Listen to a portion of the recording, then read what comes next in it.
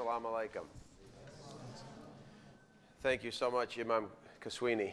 It's my great honor to be here. And, you know, we come just on the heels of the Arab American PAC, Political Action Committee, the APAC dinner, where we were tonight. And I was honored to receive the endorsement of the APAC. So I stand before you doubly honored tonight. Some of you may know my deputy campaign manager is here, Farhan Bhatti. Farhan? Sorry, you're going to have to use this. Okay. I'll ignore this one. You're talking to this one. Can you hear me okay back there? All right, wonderful. It is true, as the Imam said, my father came here from Italy in 1948 in search of the American dream. He came here with nothing. He left his home, he left his country, his family that he loved, and the language that he spoke in search of something better. And I'm sure he faced at that time some discrimination. At that time there was still, he spoke with a heavy accent, he still does. But all that he went through, you know, he just went through it with hard work, kept his head down, kept his nose clean. But all the discrimination that he faced could not have been anything like what is happening now with members of the Muslim community. And I want you to know that I stand with you. I'm proud to be mayor of a city where we value diversity, we celebrate diversity. There are those that want to sow seeds of dissent and division. I will not stand for it. I will not stay quiet for it. I have stood with my friends and members of the Muslim community and the Arab American community, and I will stand with you. As mayor of Lansing, as I say, we are a diverse community and an open community, and I want to be governor of a state that is open and inclusive and promotes the talents and uses the talents of all and promotes harmony and unity. I believe we can be that Michigan in spite of the folks out there in the national scene who want to seize upon every incident and try to turn it into a racial or ethnic divide. It's unfortunate that there are those folks. We've got to stand together and fight hatred and fight bigotry when it rears its head, and you can count on me to do that. Right now, the issue, I've been all over the state running for governor, and the issue, of course, is jobs and the economy. That's a big part of the reason a lot of people came to this country, was for opportunity, freedom, and opportunity, including economic opportunity. I believe Michigan has to be a place of opportunity like it was when I was growing up and like what attracted my dad. It was a place where if you worked hard and played by the rules and took care of your family, you could enjoy a modicum of success. You could enjoy a degree of success. My dad never became filthy rich. That wasn't his goal. But he has a beautiful family. He and my mother raised us properly, and he's solidly middle class. He has a modest pension from General Motors, but there's a struggle out there now in our society. I sort of call it Wall Street versus Main Street. There's a culture of greed on Wall Street. Wall Street gave us this economic debacle. We're still suffering from it here on Main Street. Wall Street has recovered. They're back to bonuses and record profits. We on Main Street are suffering. You can't get a loan. Small business can't get access to capital. And yet the big banks are taken care of. I have a problem with that. I'm all for business, small business, medium business. My grandfather had a grocery store, Felice Quality Market in Pontiac.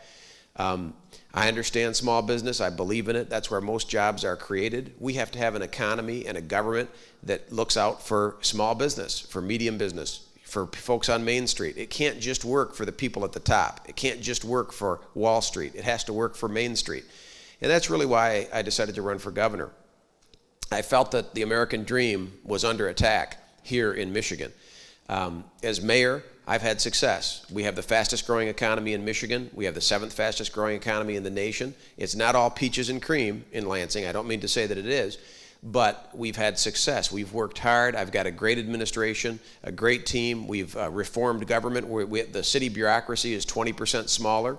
We are measuring what we do. We've balanced every budget on time with no tax increase. We haven't lost one firefighter or one police officer. I have more police on the streets today than when I first took office. We run a tight ship in Lansing.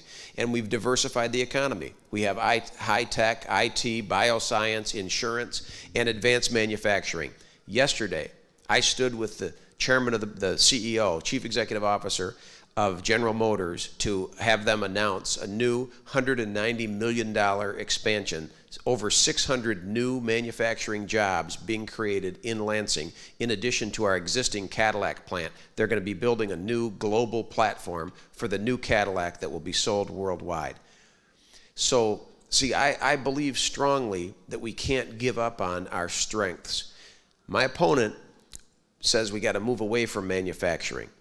When I say diversify, I don't mean abandon what we had and take on something. I'm talking about augment, add to, supplement. That's what I mean when I say diversify. He has said, my opponent, that we have to put manufacturing to bed. That's a quote. Put manufacturing to bed and move on. After a society puts manufacturing to bed, what do they move on to? When you stop making things, what do you do as a country? What great nation doesn't make things anymore? There's only 3 ways to create wealth. You mine it, you farm it, or you manufacture it. In this state, we farm it and we make it with manufacturing, and there's still a little bit of mining. But mostly, we are known for making things in Michigan. We have some of the most talented, productive workers and manufacturers in the world in Michigan.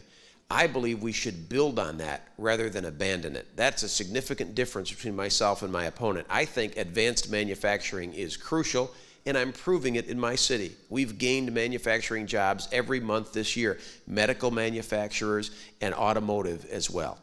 We have the best plants in the world. The plants that we have today are not the plants like my father retired from. My dad retired from Plant 6 in Pontiac. It's now been leveled.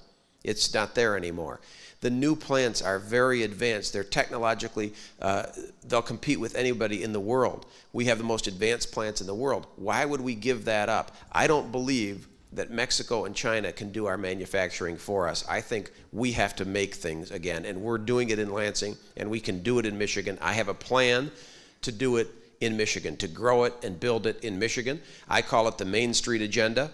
It's available on my website at votevirg.com, and it has specifics in it. I have specific proposals like make it in Michigan for free, like the Main Street Bank, so that we can capitalize, so that we can begin to loan to small businesses again. I put a lot of specifics in my plan. You know, when you put specifics in a plan, you run the risk that some people might not like it when you talk specifically. When you talk generically about universal truths, it's easy to get agreement. But when you start to talk about specifics of what you'll do, that's when you can start to lose people. But I've offered specifics in my plan. My opponent hasn't. He has a very vague, very general plan. We really don't know what he'll do. Some of you might know my opponent has a 10-point plan. A lot of people know because he's run ads saying I have a 10-point plan. Nobody's been able to tell me even 1 or 2 things that he'll do in his plan because he's never said. And if you go to the website, you won't find it. So I encourage people, don't just believe me, although I hope you will, but look at my website and look at my opponent's. Look at my specific plan and see if you can find anything specific in his plan. I don't know what he'll do. I've talked to the man. I've seen him on the campaign trail. I don't know what he might do if he becomes governor. I'm very specific about what we need to do. We need to make Michigan the #1 place in the country to do business because that means jobs. I've gotten results in my city. I have a AA+ credit rating. I've balanced every budget on time. I've gotten results in my city, and what I've done for Lansing, I can do for the state of Michigan. I'm a mayor. I've been on the front lines, in the trenches, making sure the 911 calls get answers, making sure the potholes get filled, that the garbage gets picked up. I run my city, and I run a tight ship. It's different. My opponent comes from the private sector, where he's the CEO, and you know, the legislature doesn't work for the governor. See, they're an independent body. I know what it is. I was in the legislature. I know how they think. I know how to get things done. I know how to build coalitions.